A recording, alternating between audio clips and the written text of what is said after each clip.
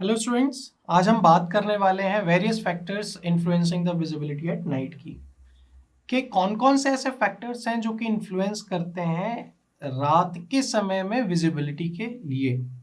उसको भी चलिए आइए एक एक करके हम बात कर लेते हैं। सबसे पहले क्या फैक्टर होएगा?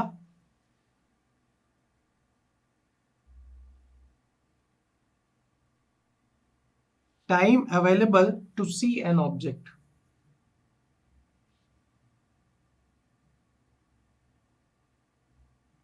ये एक बहुत बड़ा फैक्टर है कि किसी भी ऑब्जेक्ट को देखने के लिए टाइम कितना उसके पास है, कितना अवेलेबल टाइम है उसके पास। तो ये एक बहुत बड़ा फैक्टर होता है। दूसरा,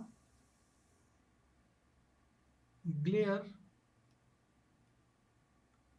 on the eyes of driver. Glare की बात कर रहे हैं, ठीक है, कि जो ड्राइवर के आंखों में चमक, अगर सपोज एक तरीके से कोई सामने से गाड़ी आ रही है, एकदम से लाइट ओपन हुई, उसमें चमक हुई, तो उसकी विजिबिलिटी में वो भी अफेक्ट कर सकता है। तीसरा, कोई भी उस रोड के अंदर ऑब्जेक्ट है तो उस ऑब्जेक्ट की भी ब्राइटनेस कितनी है।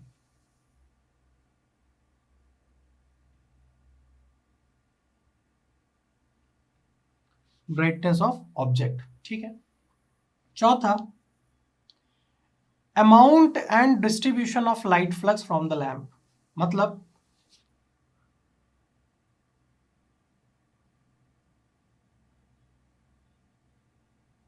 मैं आपको समझाता हूं। Amount and distribution of light flux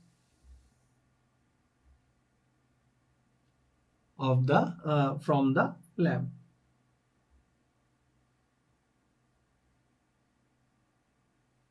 light flux का अमाउंट और उसका डिस्ट्रीब्यूशन लैंप से, कि वो लैंप से कितने अमाउंट में कितना डिस्ट्रीब्यूट हो रही है लाइट, रोशनी, वो भी एक बहुत इंपॉर्टेंट फैक्टर होता है कि वो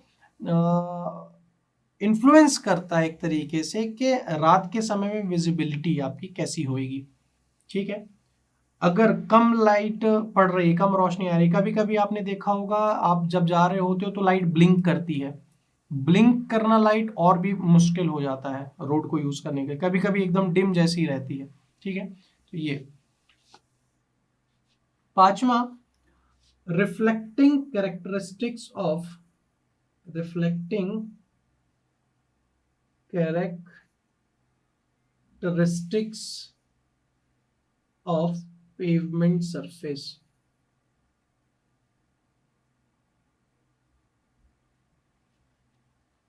जो भी आपका पेवमेंट सरफेस है, उस पेवमेंट सरफेस में जो मटेरियल है, क्या उस मटेरियल में जब लाइट पड़ने के बाद वो रिफ्लेक्ट किस तरीके से कर रही होती है, कितनी कर रही होती है।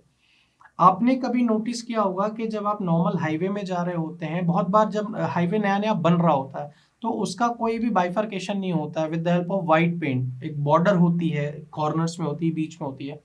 तो जब कॉर्नर्स में या फिर बीच में वो लाइंस होती है ना, तो वो आपको एक अलग विजिबिलिटी क्रिएट कर देती है। मगर जब एकदम ब्लैक रोड रहती है, डार्क ग्रे रहती है, तो आपको उतना समझ में नहीं आता है कि कॉर्नर कहाँ पे है, सेंटर कहाँ पे है। तो क्यों? क्योंकि वो मटेरियल उस तरीके का है, ठीक है।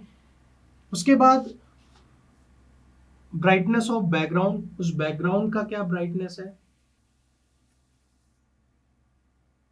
Brightness of background.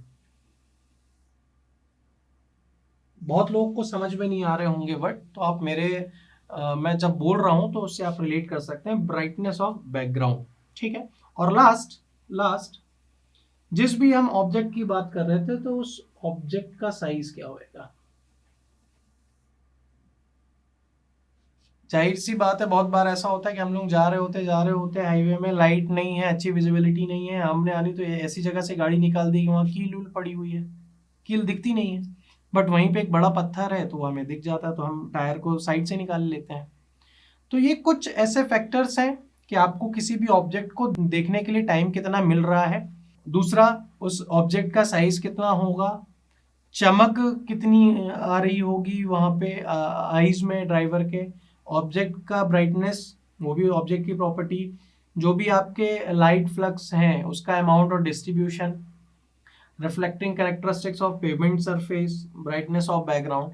तो ये कुछ ऐसे फैक्टर हैं जो कि इन्फ्लुएंस करते हैं। ठीक है, आप काय को इन्फ्लुएंस करते हैं, रात के समय में विजिबिलिटी को इन्फ्लुएंस करते हैं। ये कुछ वैसे फैक्टर्स हैं, ये आता ही आता है, एग्जाम पॉइंट ऑफ व्यू से बहुत इंपॉर्टेंट है। आप लोगों को हर एक पॉइंट आना चाहिए, और ये याद करने की चीजें नहीं है, ये नॉर्मल प्रैक्टिस है आप लोगों की। आप लोग नॉर्मली, आप रात में जब रोड यूज करते हो तो इन सब की अगर कमियां होंगी तो आप रोड को एक अच्छे तरीके से यूज नहीं कर पाओगे।